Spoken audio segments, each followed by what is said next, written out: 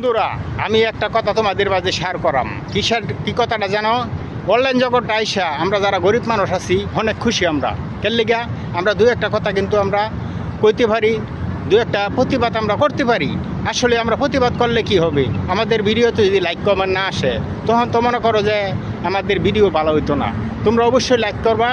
আমি একটা কথাই বলবো, যে কোনো দেশের সরকারে দেশের জনগণে যদি ইচ্ছা করে যে এই লোক দেশটা অনেক দূর এগিয়ে নিয়ে যাইব, কিন্তু পারবো, কিন্তু দুর্নীতি বাদ দিয়ে দেওয়া লাগবো। আসলে যারা দুর্নীতি করে এরা মনে করে কি যে আমরা মনে হয় অনেক বুদ্ধিজীবী, আমরা কিন্তু দুর্নীতি করে অনেক টাকা পয়সা ইনকাম করতে পারি। আসলে এরা কিন্তু মরার কথা ভাবে না। যদি মরার কথা ভাবতো, হ্যাঁ, খালি দুর্নীতি ছেড়ে দিত, যে কোনো একটা দেশ কিন্তু অনেক দূর কিন্তু নিয়ে যাওয়া সম্ভব। ধরো আমি একজন বাংলাদেশের মানুষ, বাংলাদেশে যদি মনে করো দুর্নীতি না করে, হ্যাঁ, বাংলাদেশটা সোনার বাংলাদেশ হয়ে যাবো গা, বেশি দিন লাগতো না, 5 বছরে হয়ে যাবো গা। কিন্তু দুর্নীতি মনে করো যারা করে এরা আসলে মনে করে অনেক চালাক।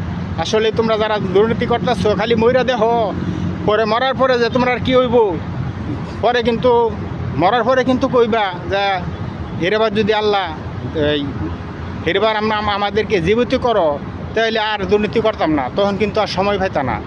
সময় থাকতে থাকতে সবাই ভালো হয়ে যাও, বাংলাদেশের জন্য সকলেই কাজ করো। আমরা মনে করো প্রবাসী মানুষ, আমরা কিন্তু ব্যাংকের মাধ্যমে টাকা দিই, বাংলাদেশের একটু হলেও উপকার হয়। বন্ধুরা, প্রতিবার মূল্যক মনে করো আমি একটু ভিডিও দিই।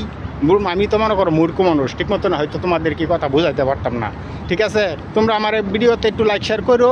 ঠিক আছে, আস্তে আস্তে ঠিক হয়ে যাবো। বন্ধুরা, আমি একজন নতুন মানুষ, টাইডিতে কাজ করতেছি। তোমরা ভালোবাসা পাইলে আমি অনেক দূরে এগিয়ে যেতে চাই বন্ধুরা।